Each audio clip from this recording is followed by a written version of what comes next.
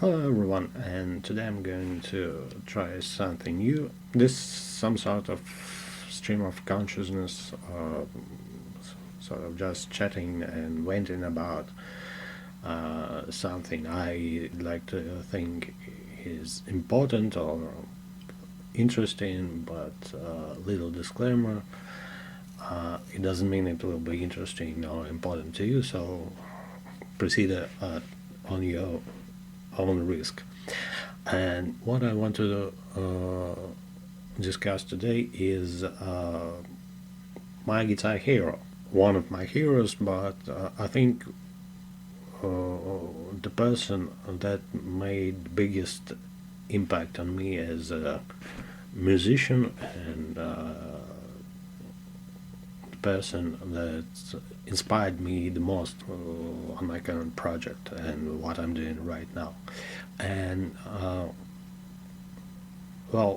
this person is Yoshiko Fujiyama, aka Ronnie from the wonderful Japanese band the 5678s.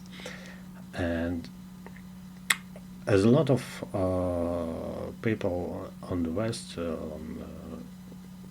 Europe, or outside of Japan, I became aware of the 5678s, of the band from the Tarantino movie Kill Bill, obviously. And I remember that I was really stunned about what I am seeing and what I'm hearing. And I was a Beatle fan from very early age, about 12, I guess. And then I moved to some old classical rock, then turned to punk rock music. I was a big fan of punk rock music in my teens and early 20s, I think. And then when I first heard the 5678, it was like it combines my love for 60s music and punk rock music in this fusion, very solid, very raw, loud, energetic, and it was really a big impact on my musical taste, and I became obsessed with the 5678s. And at that moment I was living in a small village with without any musical shops or anything, and I had only dial-up internet. I'm old enough to remember dial-ups. There was really little information I've got from the old websites, some audio clips that was put there, and that's all I've got. And much later on, I finally get the possibility to listen to the music about this couple of songs like Woo or Oracle Jamon's Field, I'm Blue, that was in the movie. To this day, I think the 5678's one of the greatest bands of the genre. It's really a big shame that they're not as much popular as I want them to be.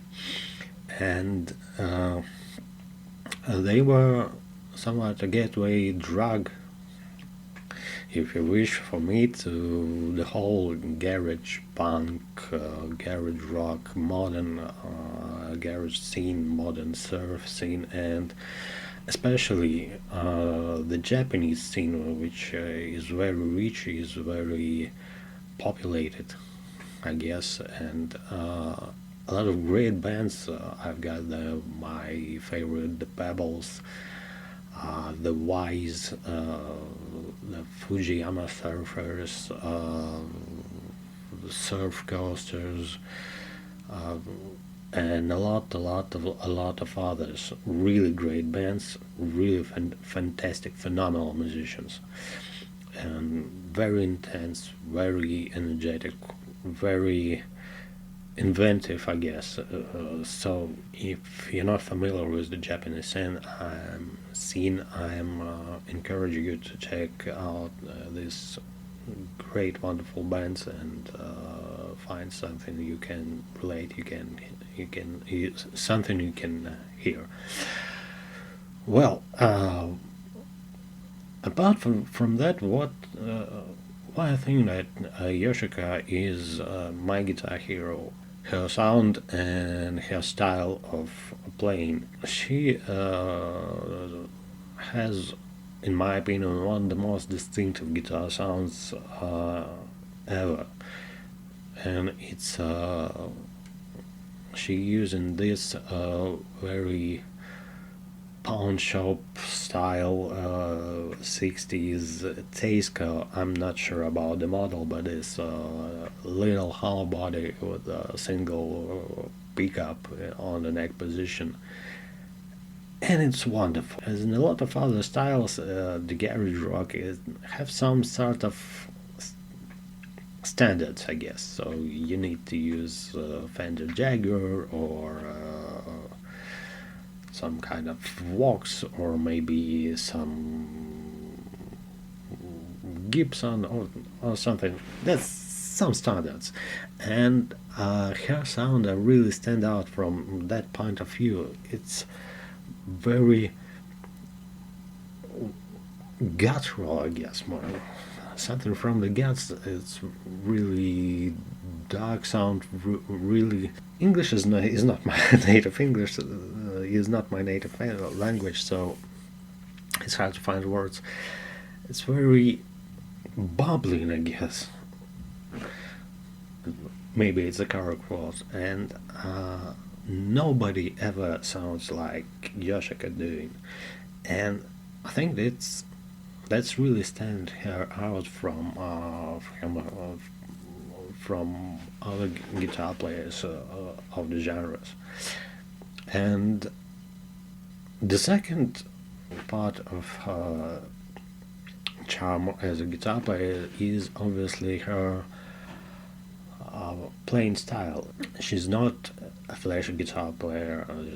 She's not doing swipes or tappings or other flashier things, but her approach to sound to playing is, I think it might be described as take no prisoners. She taking the most from her instrument and using a fuzz pedal with a really really distorted sound, like I say, the wonderful track from one of the last albums of the 568. It's Tanaka Gogoten. There's a track called Hoovering, and it sounds like a flamethrower, or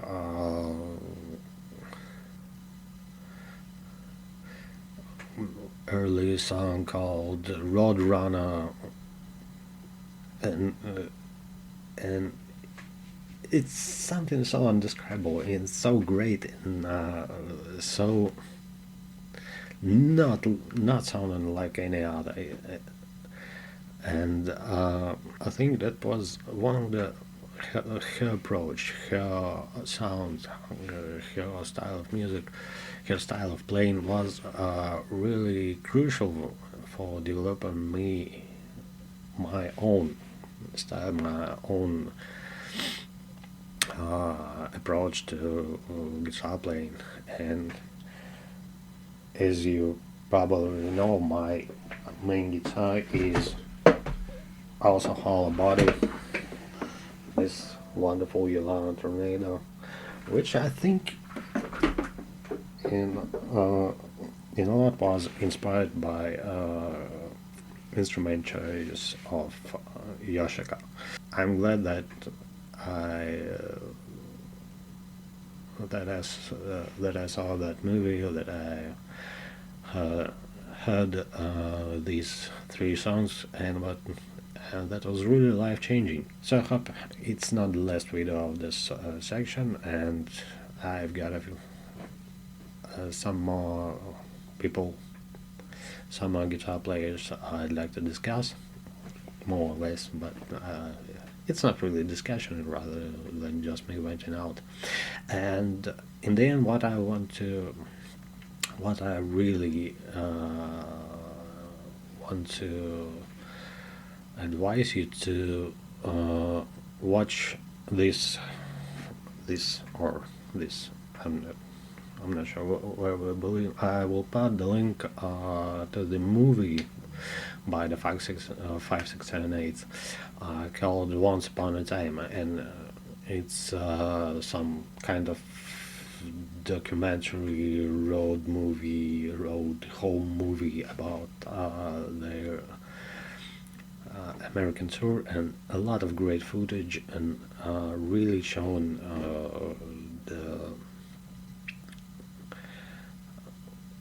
that's the process of the 5, 6, 7, 8 making the music, and it's really great movie, and it's fun to watch and very interesting. Thanks for watching. See you next time.